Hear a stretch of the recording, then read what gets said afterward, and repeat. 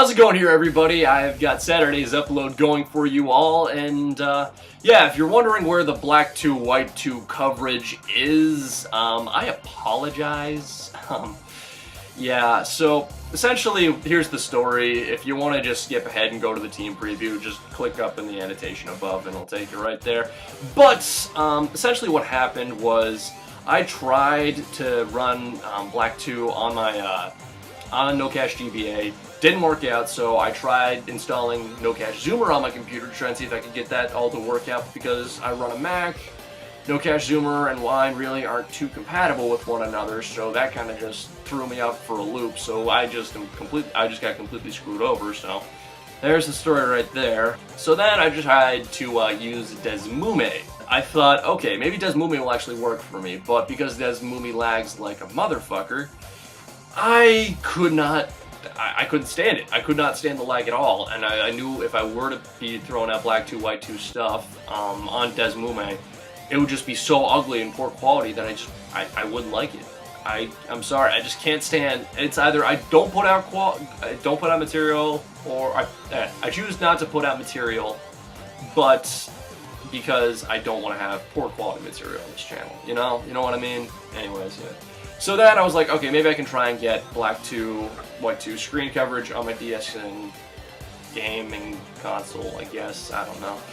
And that didn't work out either, because the cameras were being stupid, and I can't really get a zoom-in feature on my computer because, well, I mean on my camera, because my camera is kind of a built-in component on my computer, so that really didn't work out either. So, there you go.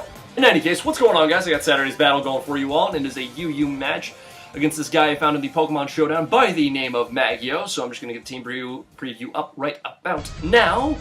And yeah, so by the way, expect to see a lot of UU battles here in the next week or so, because I have a lot of them backed up.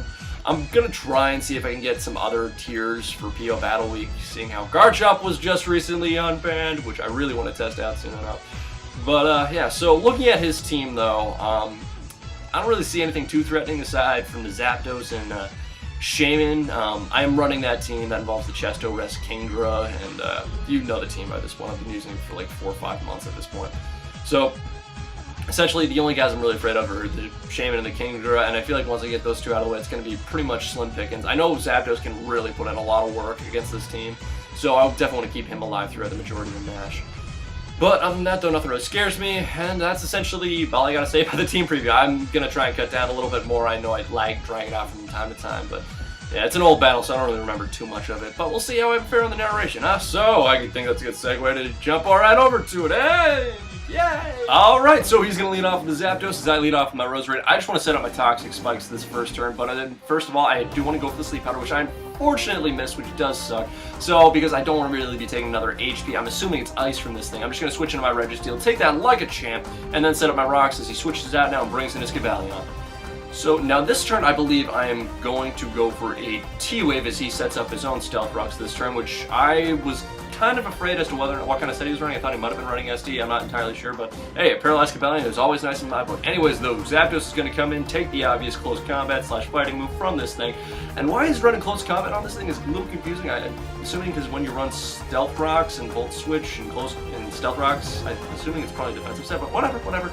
In any case though, he's going to Volt Switch out now, bringing a Chandelure. I know for a fact that I do not want to be taking a Fire Blast from this thing, so I'm going to switch into my Roserade here, mainly for Death Fodder, but he actually goes for the Trick this turn. Tricks me the Choice Specs as he gets a broken Focus Sash at this point.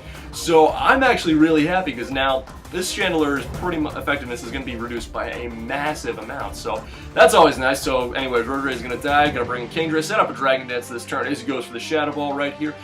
Now this turn, I'm going to go for the Waterfall just because I know I can take it out from this range. I'm not really that worried whatsoever. Now it brings in the Zapdos, and I should have recognized it at this point that even though I'm at +1, he probably is having some sort of an idea as to why he brought it in, which I'm assuming probably was Scarfed, and he is, and he takes out my Kingdra, which does suck. But that's okay, so I'm going to bring him out Registeel now. He knows he can't take that much damage with the T-Bolt, so I'm just going to T-Wave now as he switches into a Shaman just to get some sort of paralysis on any one of his Pokes as he switches out. So now then, I'm going to bring in my Zapdos on the expected either Earth Power or... yeah, I expected Earth Power because that's really what Shaman does pack to counter Registeel. And that's pretty nice. So, anyway, Zapdos. HP Flying is incoming Zapdos here, because I thought he might have wanted to switch into probably either Cobalion or Mienshao, or just, I guess I was just trying to get solid damage on Shaman. Anyways, though, I'm going to switch into my Registeel here, trying to predicting an obvious HP Ice, but he goes for the Heat Wave and misses, which really sucks, because that would have really done a lot of damage to my Registeel, and and next turn I probably would have just switched up into Chandelure. Anyways, though, Azumarill, Superpowers. I'm going to Sway some Toss. Gonna do a lot of damage, but I know for a fact I can switch into Zapdos now because the Zoomer stack is lowered, and I know I can take a couple hits. He goes for the Waterfall. Kind of weird because I'm not really sure what kind of set he's running then. Maybe he's running a Sub-Punch. I'm not really sure what exactly he's running on that thing. But hey, whatever. Anyways, though, Roosting, Shaman, Seed Flares. I'm going to HP Flying, do a lot of damage to that Shaman this turn. Now he's going to rest off this turn. I'm just going to do another round of HP Flying because I know it's going to do a huge amount of damage to this thing. Yeah, 60%, and that's with no special attack investment, mind you.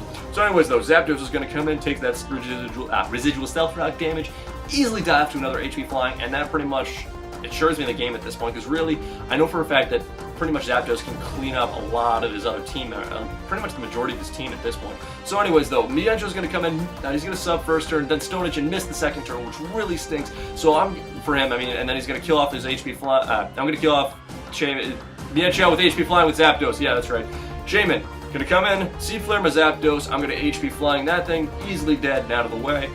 So that's pretty nice. So now all he's got left is his Azumarill and his Cobalion, because I know for a fact I can easily devastate this thing with a Thunderbolt this turn. It's going to take him out, no problem whatsoever.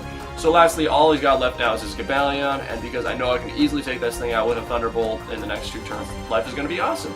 So yeah, that's pretty much the game in a nutshell. Pretty quick match, actually, only about 30 turns. But I would like to apologize for the hacks, Maggyo. I know you really hacked the crap out of me. I mean, I might have been able to play around it decently enough if you were able to kill off my Zap. Actually, no. I don't know. I think the hacks mattered a lot during the match, but it's just a part of the game. I'm sorry, dude. I apologize. I got really lucky. But yeah, that's essentially the game, everybody. If you enjoyed my content and you want to see more of my material, you can always rate, comment, subscribe. And yeah, this is essentially Infinite Trials here saying peace out, show, and have a good one. Let's go! Boom! That's my Frank West, boy! Love a good one. Kuma. Yeah.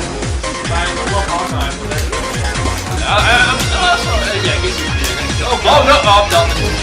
Yeah. I didn't want to extend my comment.